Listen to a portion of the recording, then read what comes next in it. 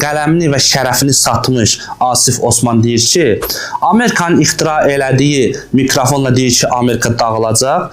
Üstəlik də ki, Amerikanın ixtira elədiyi Facebookda bunu paylaşır. Əvvəla mikrofonu Amerika ixtira eləməyib. İmam Xameneyin də heç bir rəsmi səhifəsi Facebookda yoxdur. İkincisi də ki, bəşəriyyətin ixtira elədiyi hər şey dünyanın sərvəti hesab olunur və hər kəs bu sərvətdən istifadə eləməyə haqqı var. Qərb ölkələri əsrlərlə şərq ölkələrin ixtiralarından, tibbindən istifadə edib, indi şərq ölkələri qərb ölkələrinin ixtirasından istifadə edir. Bir texnika işləyəndə havanı çirklədirsə və bütün bəşəriyyət bundan zərər görürsə, xeyrindən istifadəyə gələndə kim deyə bilər ki, ancaq onun xeyrindən sahibi istifadə edə bilər. Üçüncü məsələ, ay mağara təfəkküründə qalmış Homo sapiens. Bütün ölkələr öz ixtiralarını dünya bazarına çıxardır və ona müştəri axtarır. Qərb texnikasını işlətmək üçün şərqin təbii sərvətlərini pulla alır.